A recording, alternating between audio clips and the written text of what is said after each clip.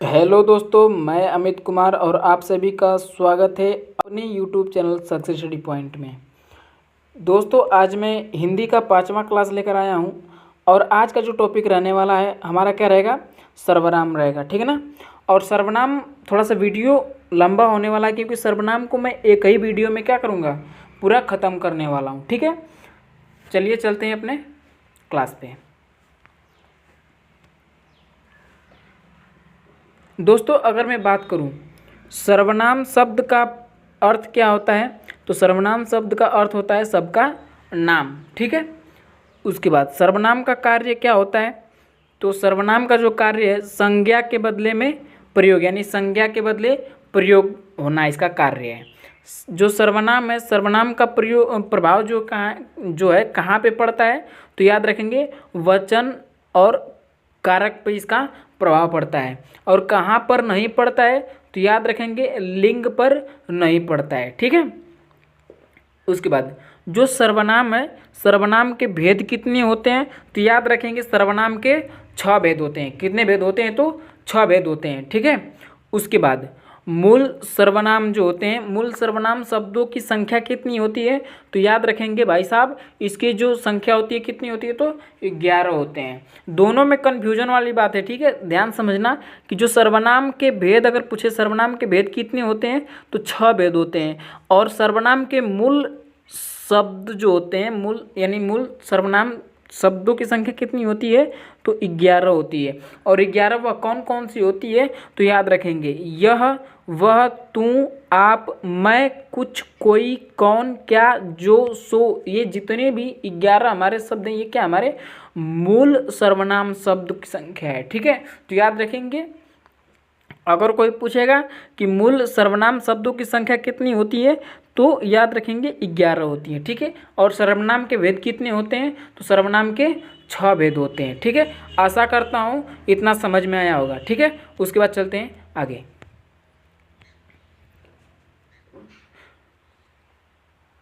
सर्वनाम के सबसे पहले हम लोग परिभाषा को समझते हैं। ठीक है, सर्वनाम का परिभाषा क्या होता है, तो वाक्य में संज्ञा की पुनरुक्ति को दूर करने के लिए संज्ञा के स्थान पर प्रयोग किए जाने वाले शब्द को क्या कहते हैं, सर्वनाम कहते हैं। ठीक है, एक बार फिर से समझते हैं कि वाक्य में संज्ञा की पुनरुक्ति को दूर करने के लिए संज्ञा के स्थान पर प्रयोग किए जाने वाले शब्द को क्या कहते हैं, सर्वनाम कहते हैं। या फिर मेरे डिफिनीशन को याद रखना जो मैंने बना रखी है कि संज्ञा के स्थान पर प्रयुक्त होने वाले शब्द को क्या कहते हैं, सर्वनाम कहते हैं। ठीक है, आशा करता हूँ इतना समझ में आया होगा। ठीक है, उसके बाद मैं बात करता हूँ एग्जाम्पल की। ठीक है, जैसे उदाहरण क्या हो सकते हैं, जैसे गुंजन विद्यालय जाती है। ठीक है, गुंजन विद्यालय जाती है, वह वहाँ पढ़ती है। वह कहाँ पढ़ती है, वहाँ पढ़ती है, यानी गुंजन कहाँ पढ़ती है, तो वहाँ पढ़ती है। ठीक है, जैसे कि गुंजन जो शब्द है उसकी पुनरुक्ति को रोकने के लिए किसका प्रयोग किए हैं हम लोग, वह शब्द का प्रयोग किए हैं, तो वह हमारा क्या हुआ, सर्वनाम होगा। और इसमें गुंजन क्या है, तो संज्ञा है। ठीक है, तो अभी मैंने डिफिनीशन क्या बताया कि संज्ञा के स्थान पर प्रयुक्त होने वाले शब्द को क्या कहते हैं, सर्वनाम कहते हैं। ठीक है, जैसे मैंने दूसरा उदाहरण ले रखा है, जैसे सच्चिदानंद हीरानंद वत्सायन अज्ञेय, ठीक है, एक अच्छे लेखक हैं। ठीक है, ये तो समझ में आ गया कि जो सच्चिदानंद हीरानंद वत्सायन अज्ञेय जो है ये क्या है, एक अच्छे लेखक हैं। उसके बाद सच्चिदानंद हीरानंद वत्सायन हिंदी साहित्य की एक जानकारी रखते हैं। ठीक है ना, जो हमारा सच्चिदानंद हीरानंद वत्सायन अज्ञेय है, इसकी पुनरुक्ति को रोकने के लिए एक शब्द का प्रयोग किया मैंने, वह। किसका प्रयोग किया मैंने, वह का प्रयोग हुआ। ठीक है, यानी कि इतना बड़ा शब्द ना बोल करके केवल वह हम लोग बोल देंगे, तब भी किसको ये इंडिकेट करेगा, तो सच्चिदानंद हीरानंद वत्सायन को इंडिकेट करेगा। यानी वह शब्द का जो प्रयोग किए हैं वह हमारा क्या कहलाएगा, तो याद रखेंगे सर्वनाम कहलाएगा। ठीक है, यानी कि मैं इसे क्या कह सकता हूँ कि सच्चिदानंद हीरानंद वत्सायन अज्ञेय एक अच्छे लेखक हैं। उसके बाद वह हिंदी साहित्य की एक जानकारी रखते हैं, यानी कि इतने बड़े नाम न बोल करके हमने क्या प्रयुक्त, यानी कि एक शब्द का प्रयोग किया जिसका नाम है वह, और वह शब्द जो है ये क्या किया है, संज्ञा के पुनरुक्ति को क्या कर दिया, रोक दिया है। इसीलिए ये जो वह है इसको हम लोग क्या कहेंगे, सर्वनाम शब्द कहेंगे। आशा करता हूँ इतना समझ में आया होगा। आगे चलते हैं। अगर ना समझ में आए तो वीडियो को प्लीज़ थोड़ा सा पीछे करके एक बार फिर से देख लीजिएगा, उसके बाद बात करते हैं। यहाँ पर समझते हैं सर्वनाम के भेद। जो सर्वनाम के भेद कितने होते हैं, तो 6 होते हैं। ठीक है, 6 कौन कौन से होते हैं, तो निश्चयवाचक सर्वनाम, और निश्चयवाचक सर्वनाम में प्रयुक्त होने वाले शब्द कौन कौन से हैं, तो यह और वह। ठीक है, उसके बाद दूसरा जो हम लोग का एक कौन सा है, तो अनिश्चयवाचक सर्वनाम। और जो अनिश्चयवाचक सर्वनाम है, अनिश्चयवाचक सर्वनाम में प्रयुक्त होने वाले शब्द कौन कौन से हैं, तो कोई और कुछ। ये 2 शब्द क्या होते हैं, इसमें प्रयुक्त होते हैं। ठीक है, इसमें प्रयुक्त तो और भी इससे बनने वाले जो शब्द होते हैं वो भी होते हैं, लेकिन ये 2 क्या है, मूल हैं। ठीक है, उसके बाद तीसरा नंबर पे कौन से हैं, तो संबंधवाचक सर्वनाम। ठीक है, संबंधवाचक सर्वनाम में प्रयुक्त होने वाले या प्रयोग होने वाले शब्द कौन कौन से हैं, तो जो और सो है। ठीक है, जो चौथा है हम लोग का, वो प्रश्नवाचक सर्वनाम में। ठीक है ना, प्रश्नवाचक सर्वनाम है, ये चौथा हम लोग का क्या है, सर्वनाम का भेद है। तो इसमें प्रयुक्त होने वाले शब्द कौन कौन से हैं, कौन और क्या, 2 शब्द का इसमें भी प्रयोग होता है। ठीक है, उसके बाद पांचवा जो है निजवाचक सर्वनाम है। निजवाचक सर्वनाम में प्रयोग होने वाला शब्द कौन सा है, तो आप है। ठीक है, उसके बाद छठा की मैं बात करूं तो छठा जो है ये कौन सा है, तो पुरुषवाचक सर्वनाम है। और पुरुषवाचक सर्वनाम में प्रयोग होने वाला शब्द कौन कौन से हैं, तो मैं और तू है। ठीक है, आशा करता हूँ इतना समझ में आया होगा। आगे चलते हैं। हम लोग का क्या है, तो निश्चयवाचक सर्वनाम है। ठीक है, जो निश्चयवाचक सर्वनाम है इसे क्या कहते हैं, तो संकेतवाचक सर्वनाम भी कहते हैं। ठीक है, इसे क्या कहते हैं, तो संकेतवाचक सर्वनाम भी कहते हैं। ठीक है, इसका उदाहरण परिभाषा समझते हैं। यह किसी निश्चित व्यक्ति या वस्तु का बोध कराता है। क्या कराता है, तो यह किसी निश्चित व्यक्ति या वस्तु का बोध कराता है। जो निश्चयवाचक सर्वनाम है इसमें प्रयुक्त होने वाले शब्द कौन कौन से हैं, तो याद रखेंगे यह और वह है। और इनसे बनने वाले जो शब्द हैं वो भी हमारे क्या होंगे, निश्चयवाचक सर्वनाम होंगे। जैसे इस, उस, ये, वे आदि जितने भी शब्द होंगे क्या होंगे, तो हमारे निश्चयवाचक सर्वनाम होंगे। ठीक है, आशा करता हूँ इतना समझ में आया होगा। आइए देखते हैं उदाहरण को। जैसे वह आपकी घड़ी है। ठीक है, वह आपकी घड़ी है, वह किसकी घड़ी है, तो आपकी है। तो ये निश्चय है कि वो आपकी ही होगी। ठीक है ना, यानी कि वह आपकी घड़ी है, तो वह हमारा क्या है, निश्चयवाचक सर्वनाम शब्द है। ठीक है, जैसे यह मेरी पेन है। ठीक है, यह किसकी पेन है, मेरी पेन है। यह मेरा घर है। ठीक है, किसका घर है, मेरा घर है। तो ये क्या होगा, हमारा ये जो है निश्चयवाचक सर्वनाम शब्द होगा। ठीक है, उसके बाद यह मेरी, सॉरी ये थोड़ा सा, यह मेरा, ये होना चाहिए, थोड़ा टाइपिंग में गलती हो गई। यह मेरा कपड़ा है। ठीक है, यानी यह किसका कपड़ा है, मेरा कपड़ा है। यहाँ पे देखिए सर्वनाम का पड़ोसी क्या है, सर्वनाम है। ठीक है, उसके बाद वह उनकी मेज है। किनकी है, तो उनकी, यानी कि निश्चित उन्हीं की है। ठीक है, तो क्या होगा, निश्चयवाचक होगा। उसके बाद इसने चोरी की। किसने चोरी की, तो इसने चोरी की, यानी कि वो निश्चित चोरी की होगी। इसने, किसने, उसने किया होगा, यानी कि ये क्लियर है। उसके बाद ये मेरे हथियार हैं। किनके हैं, तो मेरे हैं। तो ये किसी निश्चित व्यक्ति को क्या कर रहा है, इंडिकेट कर रहा है। वे तुम्हारे लोग हैं। किनके लोग हैं, तो तुम्हारे लोग हैं, ये निश्चित ही तुम्हारे लोग होंगे। ठीक है, तो ये क्या होंगे, सब निश्चयवाचक सर्वनाम होंगे। आशा करता हूँ इतना समझ में आया होगा। आगे चलते हैं। यहाँ पे यह, जैसे यह मोबाइल मेरा है। ठीक है, यह क्या है, तो सर्वनाम शब्द है। उसके बाद और सर्वनाम शब्द में कौन सा सर्वनाम है, तो निश्चयवाचक सर्वनाम है, ये याद रखेंगे। ठीक है, उसके बाद मोबाइल क्या है, संज्ञा है। तो कैसी संज्ञा है, तो जातिवाचक संज्ञा है। ठीक है, मैं पढ़ा चुका हूँ, एक बार जाके वीडियो देख लीजिएगा उसको। ठीक है, तो मोबाइल शब्द जो है क्या है, तो मोबाइल हमारा जातिवाचक संज्ञा है। ठीक है, तो यहाँ पे देखिए जो है सर्वनाम का पड़ोसी क्या है, तो संज्ञा है। अगर सर्वनाम, यहाँ पे समझिएगा, यदि सर्वनाम के साथ संज्ञा शब्द आ जाए तो वहाँ पे क्या होगा, सर्वनामिक विशेषण हो जाएगा। ठीक है, उसके बाद यह घोड़ा मेरा है। यह घोड़ा किसका है? मेरा है। यह क्या है? तो सर्वनाम है। और सर्वनाम में कौन सा सर्वनाम है? तो निश्चयवाचक सर्वनाम है। ठीक है, घोड़ा क्या है? संज्ञा है। और ये कैसा संज्ञा है? तो जातिवाचक संज्ञा है। यानी कि जब मैंने अभी बताया कि यदि किसी सर्वनाम का पड़ोसी कौन सा अगर संज्ञा आ जाएगा तो क्या हो जाएगा? सर्वनामिक विशेषण होगा। ठीक है, आशा करता हूँ ये समझ में आया होगा। उसके बाद ये तो भी मैंने बताया कि यह मेरा घोड़ा है। ठीक है, तो सर्वनाम का पड़ोसी सर्वनाम है, ये क्या है? निश्चयवाचक विशेषण है। ठीक है, आगे चलते हैं। जो दूसरा क्या है? तो अनिश्चयवाचक सर्वनाम है। ठीक है, कौन सा है? तो अनिश्चयवाचक सर्वनाम है। और अनिश्चयवाचक सर्वनाम जो होते हैं इनका परिभाषा क्या होगा, इसे देखते हैं। तो वे सर्वनाम शब्द जो किसी अनिश्चित वस्तु या प्राणी का बोध कराते हैं उन्हें अनिश्चयवाचक सर्वनाम कहते हैं।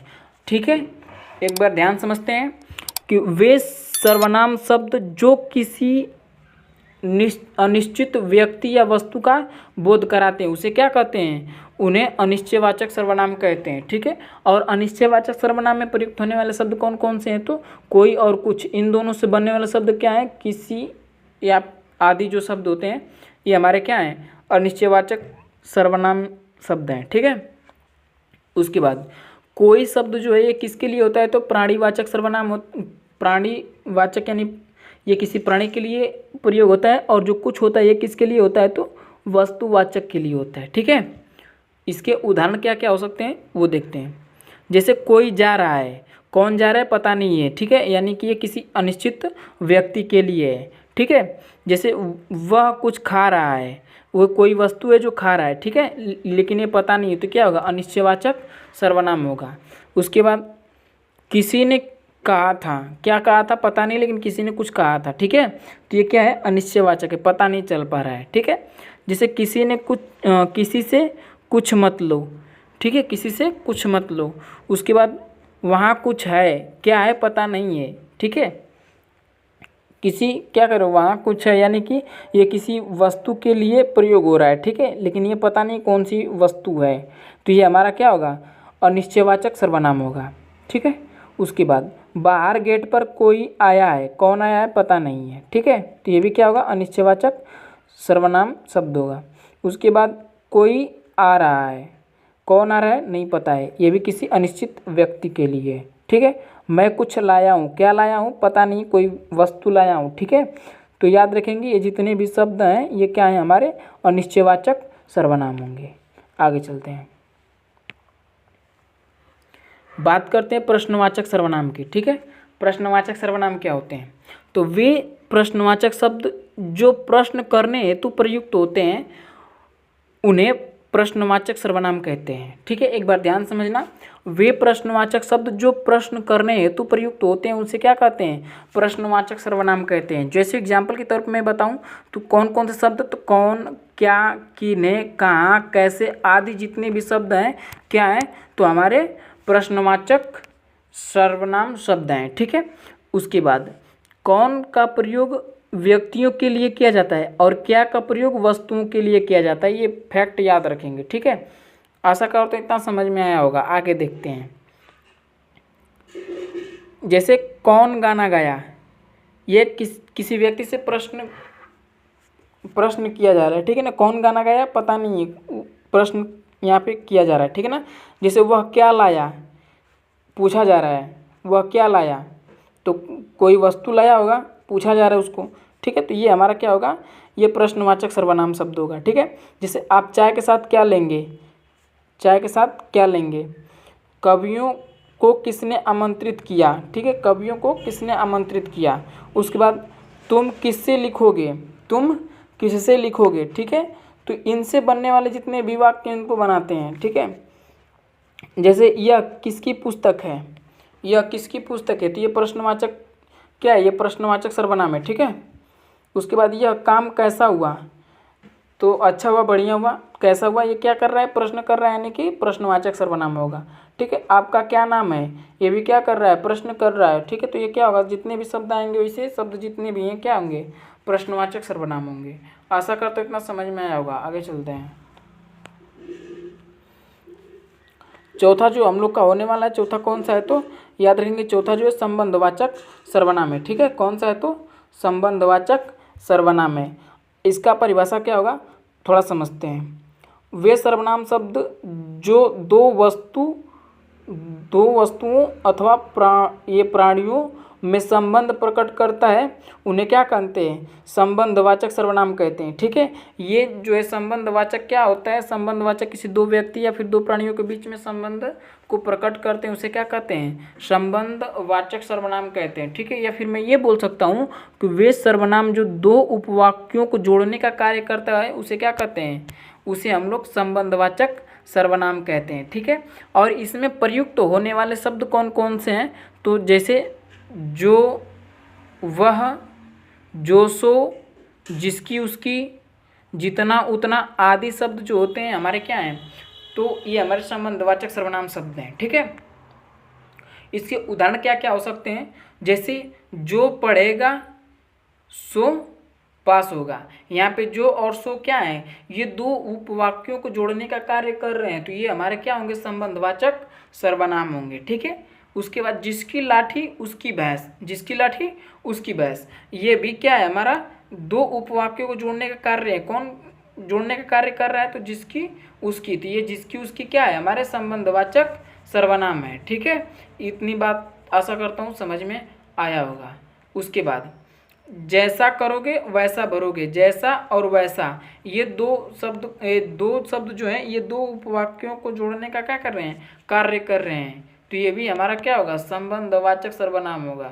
ठीक है, जैसा देश वैसा भेष, ये दोनों क्या है, हमारे सर्वनामिक ये संबंधवाचक सर्वनाम है। ठीक है, उसी तरह जितना गुड़ डालोगे उतना मीठा होगा। ठीक है, जो करेगा सो भरेगा। ठीक है, जो सो हमारे क्या है तो संबंधवाचक सर्वनाम है।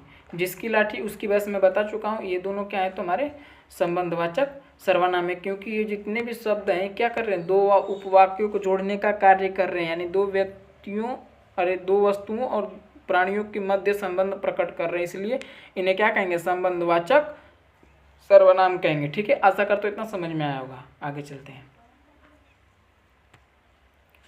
पांचवा हम लोग का क्या है तो निजवाचक सर्वनाम है। कौन सा है तो निजवाचक सर्वनाम है। ठीक है, अब थोड़ा सा इसे समझते हैं। निजवाचक सर्वनाम क्या होते हैं, निजवाचक निजी यानी कि खुद के लिए प्रयोग होता है। ठीक है, इसका परिभाषा क्या होगा उसे समझते हैं।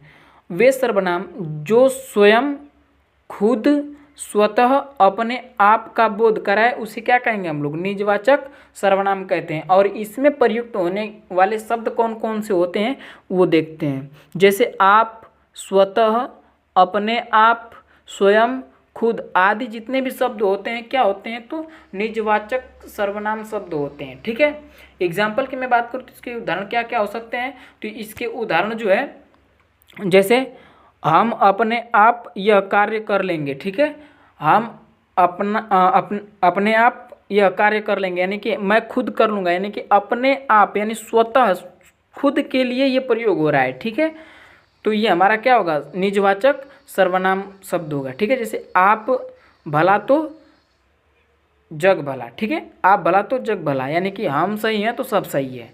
ठीक है, जैसे तीसरा जो है अपने आप पढ़ लूँगा, यानी कि अपने आप में खुद अपने आप पढ़ लूँगा। ठीक है, तो ये भी क्या होगा, निजवाचक सर्वनाम होगा। उसके बाद मैं स्वयं खाना बनाऊँगा, यानी मैं खुद खाना बनाऊंगा, यानी खुद के लिए प्रयोग हो रहा है, तो ये हमारा क्या होगा, निजवाचक सर्वनाम होगा। ठीक है, उसी तरह मैं अपने आप आ जाऊंगा। ठीक है, मैं अपने आप आ जाऊंगा, यानी कि खुद के लिए प्रयोग हो रहा है, यानी कि निजवाचक सर्वनाम होगा। ठीक है, मैं खुद पर विश्वास रखता हूँ, मैं अपने आप पे विश्वास रखता हूँ। ठीक है, ये भी किसके लिए प्रयोग हो रहा है, अपने आप के लिए प्रयोग हो रहा है, तो ये क्या होगा, निजवाचक सर्वनाम होगा। ठीक है, आशा करता हूँ इतना समझ में आया होगा। आगे चलते हैं। उसके बाद अगर मैं बात करूँ तो हमारा जो है पुरुषवाचक सर्वनाम होगा। ठीक है, पुरुषवाचक सर्वनाम क्या क्या है इसे समझते हैं। जिन सर्वनामों का प्रयोग बोलने, सुनने या अन्य किसी व्यक्ति के स्थान पर किया जाता है उन्हें क्या कहते हैं, पुरुषवाचक सर्वनाम कहते हैं। ठीक है, उसे क्या कहते हैं, पुरुषवाचक सर्वनाम कहते हैं। ठीक है, ये जो पुरुषवाचक सर्वनाम है, पुरुषवाचक सर्वनाम तीन प्रकार के होते हैं। कितने प्रकार के होते हैं, तीन प्रकार के होते हैं। तीन प्रकार कौन कौन से होते हैं? तो पहला तो होता है उत्तम पुरुषवाचक सर्वनाम, ठीक है, यहीं से समझते हुए चलते हैं। जैसे उत्तम पुरुषवाचक सर्वनाम जो होते हैं वे सर्वनाम शब्द जिनका प्रयोग बोलने वाला व्यक्ति स्वयं अपने के लिए करता है, उसे क्या कहते हैं? उत्तम पुरुषवाचक सर्वनाम कहते हैं। क्या कहते हैं? तो उत्तम पुरुषवाचक सर्वनाम कहते हैं। जैसे मैं, हम, मुझे, मेरा, हमारा, हमें, मेरी, हमारी, हमको आदि जितने भी शब्द हैं ये किनके लिए प्रयोग होता है? तो ये खुद के लिए प्रयोग होता है, यानी कि अपने आप के लिए, यानी कि व्यक्ति जो है स्वयं अपने के लिए प्रयोग करता है, ठीक है। तो ये जितने भी शब्द आएंगे क्या होंगे? हमारे उत्तम पुरुषवाचक सर्वनाम होंगे, ठीक है। आशा करता हूँ समझ में आया होगा। आगे चलते हैं, इससे बनने वाले जितने भी हमारे एग्जाम्पल थोड़ा उसे समझते हैं। जैसे कि हम अवश्य आएंगे, ठीक है, हम क्या होंगे? हम अवश्य आएंगे, ठीक है। जैसे मैंने खाना खा लिया, यानी कि मैंने खाना खा लिया, यानी खुद के लिए क्या हो रहा है? प्रयोग हो रहा है, ठीक है। जैसे मैं वीडियो बनाता हूँ, मैं शब्द क्या है हमारा? ये जो है उत्तम पुरुषवाचक सर्वनाम है, ठीक है।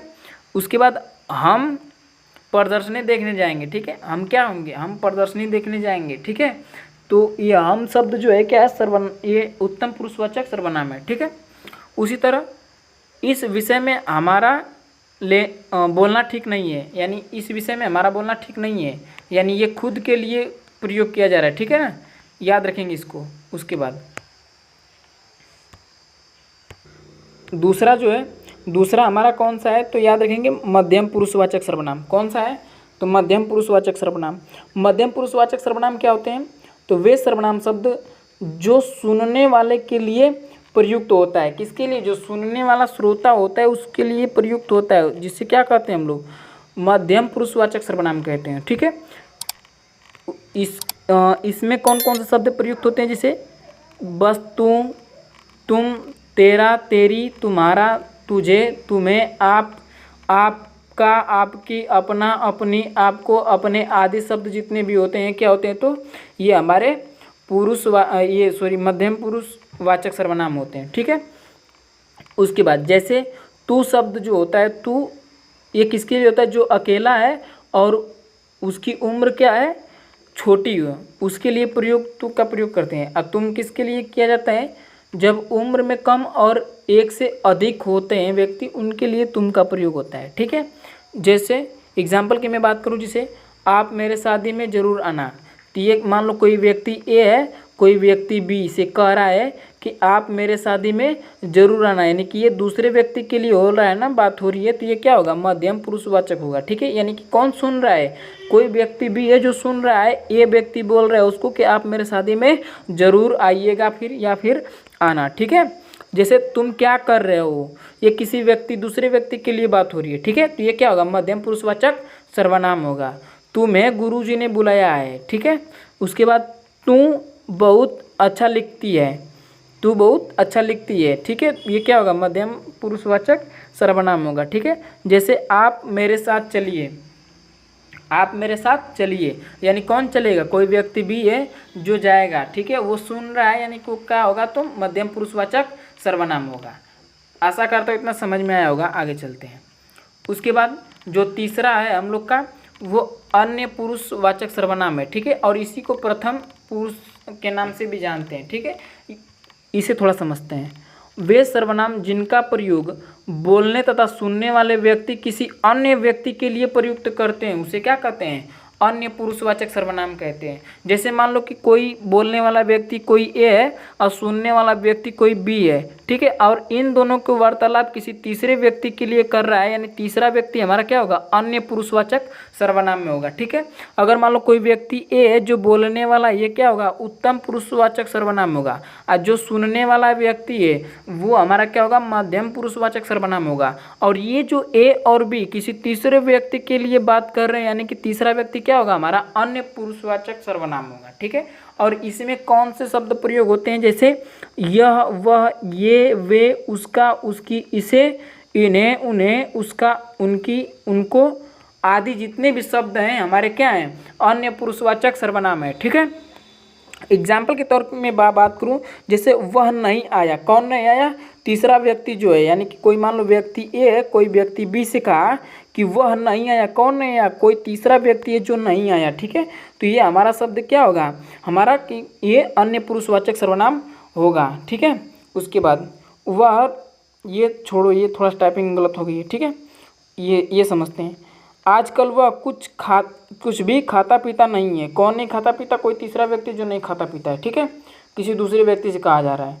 जैसे ये जो तीसरा है उसने अच्छा काम नहीं किया, कौन नहीं किया? मान लो कोई व्यक्ति ये है, किसी व्यक्ति बी से कह रहा है सी के बारे में कि वह काम अच्छा नहीं किया, ठीक है। तो ये क्या होगा? हमारा अन्य पुरुषवाचक सर्वनाम होगा, ठीक है। आशा करते इतना समझ में आया होगा। आगे चलते हैं। अगर वीडियो आप लोग को अच्छी लगी हो तो प्लीज़ लाइक, कमेंट और शेयर करना ना भूलें, और साथ ही में सब्सक्राइब कर बेल आइकन घंटी को ज़रूर दबाएं। Thank you. जय हिंद।